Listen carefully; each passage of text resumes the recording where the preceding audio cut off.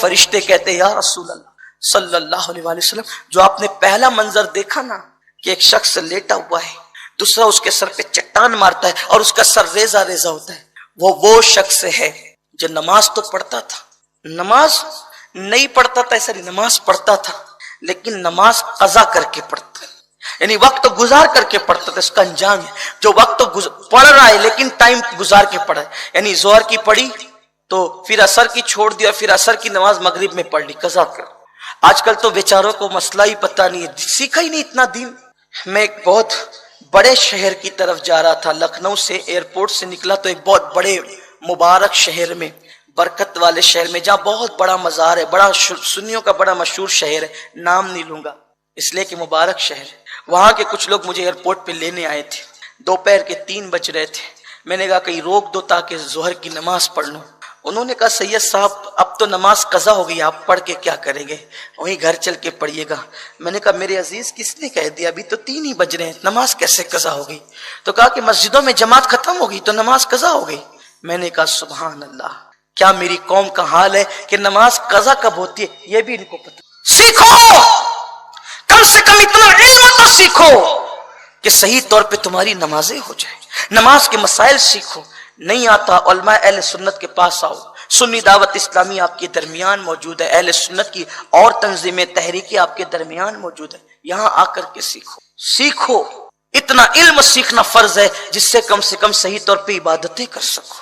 اگر نہیں سیکھو گے تو جہنم میں جانے کے لیے تیار ہو جاؤ۔ حدیث پاک کا مفہوم ہے، اللہ کے رسول علیہ السلام فرماتے ہیں بعض لوگوں کو اللہ بغیر حساب کے جہنم میں ڈالے گا، بغیر حساب کے بعض لوگوں کو جہنم میں ڈالے گا۔ پوچھا گیا یا رسول اللہ بے حساب جنت میں ڈالنا تو سمجھ میں آتا ہے، بے حساب جہنم میں ڈالنا وجہ کیا ہوگی؟ حضور فرماتے ہیں ان کو علم سیکھنے کا موقع ملا تھا اور انہوں نے فرائض علم بھی نہیں سیکھے، اس لیے اللہ ان کو بغیر حساب جہنم میں ڈالے۔ اتنا تو سیکھو۔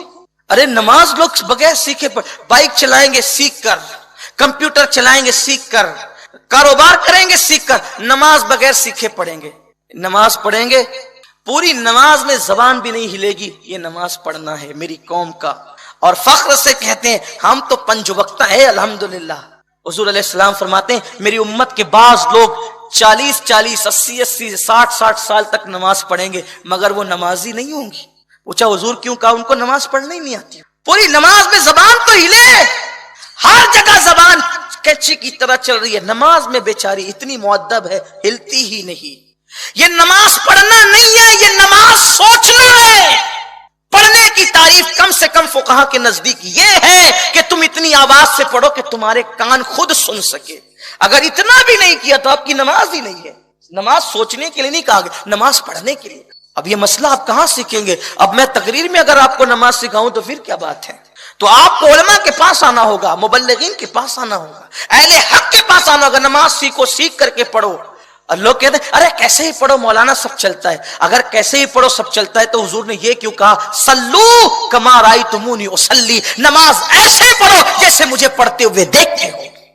کیسے بھی تھوڑی نماز چلتی ہے، یہ سب جھوٹ ہے، مکر فریب ہے، جاہلوں کی جماعت کی بولی ہے کہ نماز کیسے ہی پڑھو چلتا ہے، سب چلتا ہے۔ سب نہیں چلتا، قرآن کہتا ہے لقد کان لکم فی رسول اللہ اسوۃ حسنہ، تمہارے نبی کی زندگی میں تمہارے لیے بہترین نمونہ ہے، نماز سیکھ کر کے پڑھو۔ تو نماز قضا جو کرتے ہیں ان کے سروں کو ایسا کچلا جائے گا۔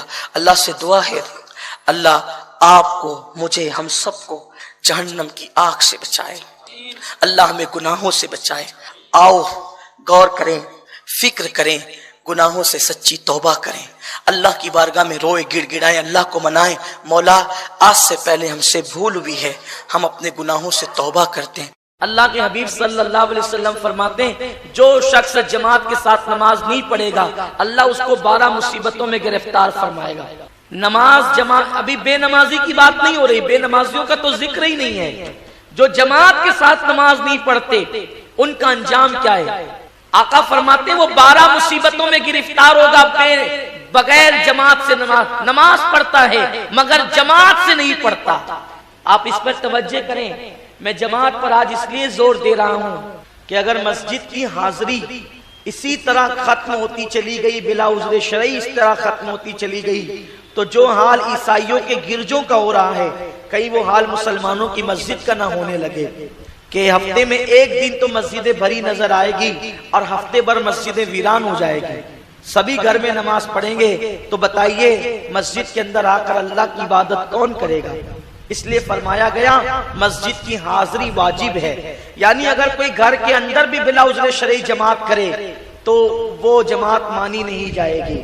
اصل جماعت صرف مسجد کی جماعت ہے، کیونکہ مسجد کی حاضری اور حضوری یہ شعار اسلام میں سے، اسلام کی نشانیوں میں سے ایک نشانی ہے. اور شعار اسلام اگر مٹ جائے تو مسلمانوں پہ واجب ہے کہ اس کو بچانے کے لیے جان کی قربانی دینی پڑے تو جان کی قربانی دے دے، مگر شعار اسلام کو مٹنے نہ دے. یہ کتنی اہم چیز ہے. میرے آقا صلی اللہ علیہ وسلم کے پیارے دیوانوں، تو اللہ کے حبیب فرماتے تاریک جماعت 12 مصیبتوں میں گرفتار ہوگا.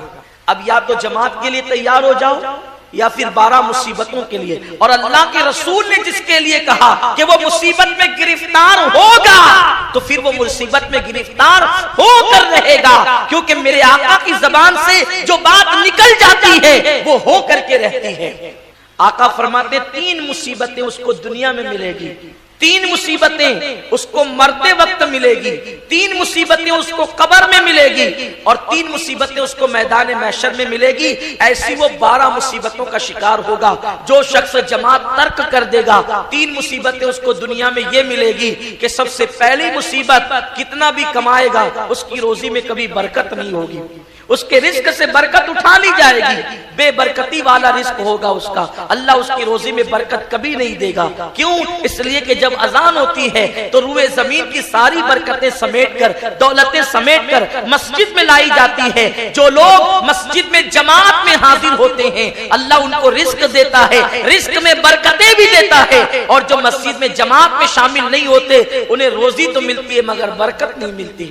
میرے آقا علیہ السلام کے دیوانوں، نماز با جماعت میں شامل ہونے کے لیے اللہ کے فرشتے تک مسجد میں آتے ہیں. مسلمان مسجد میں نہیں آتے، جماعت میں لوگ شریک نہیں ہوتے. اللہ روزی سے برکت اٹھا لیتا ہے، رزق سے برکت اٹھا لیتا ہے. اور دوسری مصیبت کیا ہے؟ اللہ اکبر. آقا فرماتے ہیں کہ اللہ تبارک و تعالی اس کے چہرے سے مومنوں کا نور چھین لیتا ہے. اس کے چہرے پر ایمانی نور نہیں رہتا، چہرے ویران ویران لگتے ہیں، افسردہ لگتے ہیں. اللہ تعالیٰ ان کے چہروں سے نور چھین لیتا ہے. اور تیسری مصیبت دنیا کی یہ ہے کہ اللہ کے ولیوں کے دلوں میں اس کے لیے نفرت پیدا کر دی جاتی ہے، مومنوں کے دلوں میں اس کے لیے نفرت پیدا کر دی جاتی ہے. آپ جانتے ہیں حضرت امیر معاویہ رضی اللہ تعالیٰ کی ایک مرتبہ فجر کی جماعت ترک ہو گئی تو آپ اتنا روئے کہ روتے روتے آپ کی حالت غیر ہو گئی. تو دوسرے دن آپ نے دیکھا کہ آپ کے کمرے میں کوئی آپ کو جگانے آیا ہے کہ حضرت اٹھیے فجر پڑھ لیجئے. تو آپ نے کہا تو کون ہے؟ میرے کمرے میں کون ہے تو آ گیا؟ تو اس نے کہا کہ میں شیطان ہوں اور آج آپ کو میں جگانے آیا ہوں. تو فرمایا شیطان نماز کی تبلیغ کب سے کرنے لگا؟ یعنی شیطان نماز کی تبلیغ حضرت امیر معاویہ کے دور سے کر رہا ہے. یعنی شیطانی تبلیغ نماز کے لیے کیوں ہو رہی ہے؟ حضرت امیر معاویہ نے فرمایا کہ تو کب سے مبلغ ہو گیا نماز کا؟ تو نے کب سے نماز کی دعوت دینا شروع کر دیا؟ تو اس نے کہا مجھے نماز سے کوئی دلچسپی نہیں ہے، مجھے نماز سے کوئی دلچسپی نہیں ہے. دراصل کل میں نے آپ کے طلبے سہلا کر کے سلائے تھے، لیکن جماعت چھوٹنے کی وجہ سے آپ اتنا روئے کہ آپ کا رونا اللہ کو پسند آ گیا. اور اللہ نے فرمایا معاویہ کو جماعت چھوٹنے کا اتنا غم ہے، اس کو 70 جماعتوں کا ثواب عطا کر دیا جائے. تو میں نے سوچا ایک بار سلا دیا تو 70 کا ثواب لے لیا، اگر آج بھی سلا دوں گا تو 70 نہ مل جائے. اسی لیے اٹھیے جماعت سے پڑھیے اور ایک ہی جماعت کا ثواب حاصل کیجئے. اس کا مطلب یہ ہے کبھی کبھی شیطان نماز کی بھی دعوت دینے نکلتا ہے، لیکن شیطان کی نماز کی دعوت کے پیچھے بھی سیاست ہے. شیطان کی دعوت نماز کے پیچھے بھی سیاست ہے. وہ نماز کی دعوت سے بھی سیاسی فائدہ اٹھانا چاہتا ہے، لیکن یہ اللہ والوں کی سنت ہے کہ نماز کو ہم سیاسی فائدے کا ذریعہ نہیں سمجھتے بلکہ ہم تو آخرت میں نجات کا ذریعہ سمجھتے ہیں. اور ہم سنیوں کی نماز میں خدا کا ذکر بھی ہے، نبی کا ذکر بھی ہے، ولی کا ذکر بھی ہے. ہماری نماز میں خدا کا خیال، نبی کا خیال، ولی کا خیال، اولیاء بھی ہماری نماز میں. آپ کہیں گے ہم تو پہلی مرتبہ سنتے ہیں کہ ولی بھی نماز میں. بالکل. السلام علینا وعلی عباد اللہ الصالحین. جو جب کہتے ہیں نا السلام علینا ہم پر بھی سلام ہو, وعلی عباد اللہ الصالحین اور تیرے ولیوں پہ بھی سلام ہو, پتا چلا نماز کے اندر سلام صرف نبی پر نہیں ہے بلکہ نبی کے ساتھ ساتھ ولیوں پر بھی ہے. تو نماز, ہماری نماز میں تو ولیوں کا ذکر بھی آتا ہے. اور یہ قانون کس نے رکھا؟ یہ قانون کسی ایرے گہرے نتو خیرے نے نہیں بلکہ یہ قانون میرے اللہ نے عطا فرمایا ہے. ہم سنیوں کی نماز کیسی نماز ہے؟ اسی لیے یہی نماز ہے جو نجات کی طرف لے جاتی ہے. تو حضرت رسول پاک علیہ السلام کو تسلیم فرماتے ہیں اللہ صالحین کا نور چھین لیتا ہے. اور تیسری مصیبت یہ کہ مومنوں کے دلوں میں اس کی نفرت پیدا کر دیتا ہے. ہر آدمی عزت دار بننا چاہتا ہے, ہر آدمی وقار والا بننا چاہتا ہے, ہر انسان جو ہے سوچتا ہے کہ میں معزز بنوں. دیکھو اشتہاری شہرت سے کچھ نہیں ملنے والا, اگر کچھ ملے گا حقیقی عزت تو اللہ کی عطا سے ملنے والی ہے. آقا فرماتے ہیں 3 مصیبتیں اس کو موت کے وقت ملتی ہے. کس کو؟ جو جماعت سے نماز نہیں پڑھتا. میں حیران ہوا حدیث پڑھ کر کہ جو جماعت سے نہیں پڑھتا اس کو اتنی مصیبتیں ہیں, تو جو سرے سے نماز ہی نہیں پڑھتا اس کا عالم کیا ہوگا, اس کا انجام کیا ہوگا؟ اللہ اکبر. اللہ خیر فرمائے. اللہ میری قوم کو نماز کی توفیق عطا کرے اور اللہ ہم سب کو صحیح العقیدہ پابند شرع امام کے پیچھے نماز پڑھنے کی توفیق عطا فرمائے. یاد رکھنا جماعت سے پڑھنا, لیکن جماعت سے اسی کے پیچھے پڑھنا جو رسول پاک کا وفادار نہیں پڑھتا اس کو موت کے وقت 3 مصیبتیں. پہلی مصیبت موت کے وقت وہ مرے گا تو پیاسا مرے گا, اور اس پر اتنی پیاس. یہ جو نماز نہیں پڑھنے والوں کا ذکر نہیں ہے, جماعت چھوڑنے والوں کا ذکر ہے. جو جماعت کے بغیر نماز پڑھتے ان کا تذکرہ ہے. مرے گا تو پیاسا مرے گا, حتیٰ کہ سارے دریاؤں کا پانی بھی اس کو پلا دیا جائے تو بھی کوئی اس کی پیاس کو بجھا نہیں سکتا. اور آقا علیہ السلام فرماتے ہیں اللہ خیر کرے, آج میں نے یہ حدیث پاک پڑھا میرے رونگٹے کھڑے ہو. یہ حدیث پاک پہلے بھی کئی بار پڑھی لیکن جب آج اس کو جماعت کے باب میں پڑھا رونگٹے کھڑے ہو. آقا فرماتے ہیں مرے گا تو پیاسا مرے گا, اور میرے آقا صلی اللہ علیہ وسلم فرماتے ہیں مرتے وقت اللہ اس کو سکرات کی تکلیف بڑھا دے گی, موت کی تکلیف اس کی بڑھ جائے گی. اور تیسرا تو اتنا بڑا خطرہ ہے, اللہ سب کو امان میں رکھے. آقا فرماتے ہیں ڈر ہے کہ کہیں کافر نہ ہو جائے مرتے وقت, اس کا ایمان خطرے میں پڑ جائے گا. کس کا؟ جو نماز نہیں پڑھتا اس کا نہیں, جو جماعت جان بوجھ کے چھوڑتا ہے اس کا. جماعت اگر جان بوجھ کے چھوڑ رہا ہے تو مرتے وقت ایمان کو خطرہ ہے. جو جماعت جان بوجھ کے چھوڑ رہے ہیں اس کے ایمان کو خطرہ ہے. تو جو سرے سے نماز ہی نہیں پڑھ رہا ہے, حالت یہ چلو ابھی ایک کام کر لیا, دوسرا کر لو, دوسرا کر لیا, تیسرا کر لو, تیسرا کیا چوتھا کر لو, پانچواں کر لو, چھٹا کر لو, دوست آگے چائے پینے کے لیے بیٹھ جاؤ, ایسا ہوا کہ وقت ہی چلا گیا. آقا علیہ الصلوۃ و تسلیم فرماتے ہیں جو نماز میں سستی کرے اس کے ایمان کو خطرہ ہے. سستی کرنے والوں کو خطرہ ہے, نہ پڑھنے والوں کا انجام کیا ہے. اس لیے نماز کبھی نہ چھوڑی جائے. یہ رمضان شریف آ رہا ہے, سدھرنے کا موسم آ رہا ہے, مواسات کا موسم آ رہا ہے, بہاروں کا موسم آ رہا ہے, نیکیوں کا سیزن آ رہا ہے, نیک بننے کا سیزن آ رہا ہے, مسجد کی چڑیا بننے کا سیزن آ رہا ہے, مسجد کی بلبل بننے کا سیزن آ رہا ہے, مسجد کے کبوتری بننے کا سیزن آ رہا ہے. کچھ صحابہ ایسے تھے جن کو صحابہ مسجد کی کبوتری کہتے تھے. ان کو مسجد کی کبوتری اس لیے کہتے تھے کہ وہ لوگ بہت کثرت کے ساتھ مسجد میں نظر آتے تھے, بلکہ جب لوگ ان کو ڈھونڈنے جاتے تو لوگ ڈھونڈتے تو لوگ کہتے کہ کس کو ڈھونڈے, وہ فلاں کو, کہا وہ کہیں اور نہیں ملے گا, وہ تو صرف مسجد میں ملے گا.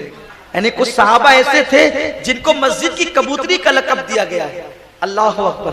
تو میرے پیارے آقا صلی اللہ علیہ وسلم کے پیارے دیوانوں 3 مصیبتیں موت کے وقت ہوگی. ایک پیاسا مرے گا, حتیٰ کہ اس کو سارے دریا کا پانی پلا دیا جائے پھر بھی پیاس نہیں بجھے گی. اس کو موت کی سختی اور تکلیف بڑھا دی جائے گی, سکرات کی مصیبت بڑھا دی جائے گی. اور تیسری بات یہ اس کے ایمان کو خطرہ ہوگا. یہ مصیبتیں ہو گئی 6. 3 مصیبتیں اس کو قبر میں ہوگی, 3 مصیبتیں اس کو قبر میں ہوگی. پہلی مصیبت یہ ہوگی کہ اللہ تبارک و تعالی نکیرین کے سوالات کو مشکل کر دے گا. اس کو بھلا دیے جائیں گے, نکیرین کے سوالات مشکل کر دیے جائیں گے. اب بتائیں جس کو خدا بھلا دے اس کو کون یاد کرا سکتا ہے؟ یا تو رٹو من رب کا ما دینو کا ما کنت تقول بحق حاضر رجل. اللہ نے وہاں مشکل کر دیا. بتائیں ایگزام لینے والا ایگزامنر اگر نظر گڑا کے دیکھے تو امتحان دینا مشکل ہو جاتا ہے, اور جس کو قدرت سوال بلا دے, جواب بلا دے اور اس کے لیے مشکلیں پیدا کر دے, جس کو اللہ مشکلیں پیدا کر دے, اس کو کون بندہ ہے؟ راحتیں پیدا کرنے والا, آسانی پیدا کرنے والا. مسلمانوں لڑ جاؤ, آج سچے دل سے توبہ کر لو اور عہد کر لو, انشاءاللہ جان بوجھ کر کبھی جماعت ترک نہیں کریں گے, بلا عذر شرعی کبھی جماعت نہیں چھوڑیں گے. عذر شرعی میں بار بار اس کی وضاحت کرتا ہوں, عذر شرعی اگر جامع الشرائع امام نہ ملتا ہو تب بات جدا ہے, اس وقت آپ پر جماعت واجب ہی نہیں رہ جاتی. لیکن جامع الشرائع امام موجود ہے, آپ کے پاس جماعت کے ساتھ نماز ادا کرنے کی طاقت موجود ہے, اگر پھر بھی آپ جماعت ترک کریں گے کتنی بڑی مصیبت میں گرفتار ہوں گے. آقا فرماتے ہیں نکیرین کے سوالات اس پر مشکل ہو جائیں گے, جواب دینے میں دشواری آئے گی. کس کے لیے؟ بے نمازی کے لیے نہیں, بلکہ جو جماعت ترک کرتا ہے اس کے لیے. دوسری مصیبت یہ ہوگی اس کی قبر میں اندھیرا بڑھا دیا جائے گا, تاریکی بڑھا دی جائے گی, قبر میں اندھیرا ہی اندھیرا ہوگا. آپ سوچ رہے ہوں گے یہ اندھیرا کون سا ہے؟ یہ اندھیرا اپنے گھر کا اندھیرا نہیں ہے, یہ اندھیرا اپنے محلے کا اندھیرا نہیں ہے, بلکہ یہ قبر کا اندھیرا ہے. ارے جہاں کا اجالا بھی اندھیرا ہوتا ہے تو وہاں اگر قدرت اندھیرا بڑھا دے تو اس وقت عالم کیا ہوگا؟ خدا را للہ اپنے حال پہ رحم کیجئے, اور قبر کا اندھیرا بڑھے گا تو انجام کیا ہوگا؟ اس لیے جماعت کو لازم پکڑیے. آقا فرماتے ہیں قبر کی تین مصیبتوں میں دوسری بڑی مصیبت یہ ہے کہ اس کو اندھیرا قبر کا بڑھا دیا جائے گا, اور اس کی تیسری مصیبت یہ ہے کہ اس جماعت کے تارک کو جو جماعت ترک کر کے نماز پڑھتا ہے, جماعت کے ساتھ نماز نہیں پڑھتا, چاروں طرف سے اس کی قبر اس کو دبائے گی حتیٰ کہ اس کی پسلیاں آپس میں ایک دوسرے سے مل جائے گی. آقا نے ہاتھ کا اشارہ کر کے بتایا اس کی پسلیاں آپس میں اس طریقے سے مل جائے گی. تین مصیبتیں تو اس کو قبر میں ملے گی, کتنی ہو گئی؟ 9. تین مصیبتیں اس کو میدان محشر میں ہوگی. پہلی مصیبت میدان محشر کی کہ اللہ تبارک و تعالی اس سے حساب سختی سے لے گا. اگر وہ کسی سے نرمی سے بھی حساب لے تو بندہ جواب نہ دے سکے. اگر استاد پوچھ لینا کہاں تھے تو آدمی کو بھاری پڑتا ہے کہ کیا جواب دے. قدرت جب سختی سے حساب لے کوئی جواب دے سکتا ہے؟ پہلی مصیبت جماعت ترک کرنے والوں کی میدان محشر میں اللہ حساب سختی سے لے گا. جب وہ سختی سے حساب لے گا کون مدد کرے گا؟ کون جواب دے گا؟ دوسری مصیبت اس کے لیے یہ ہوگی کہ اللہ تبارک و تعالیٰ اس سے ناراض ہوگا. میں کہتا ہوں جہنم کے بڑے سے بڑے عذاب سے بڑھ کر اگر کوئی عذاب ہے تو خدا کا ناراض ہونا ہے. اللہ ناراض ہو تو پھر بچتا ہی کیا ہے؟ رہ کیا جاتا ہے؟ اللہ اس سے ناراض ہوگا. اللہ تبارک و تعالیٰ اس سے ناراض, اس سے راضی نہیں ہوگا اور اس پہ نگاہ کرم نہیں فرمائے گا. اللہ اس پہ غضبناک ہوگا, غضبناک ہوگا. خدا وحدہ لا شریک میدان محشر کی یہ تین مصیبتیں اس کو دی جائے گی. ایسی 12 مصیبتوں میں وہ مبتلا ہوگا.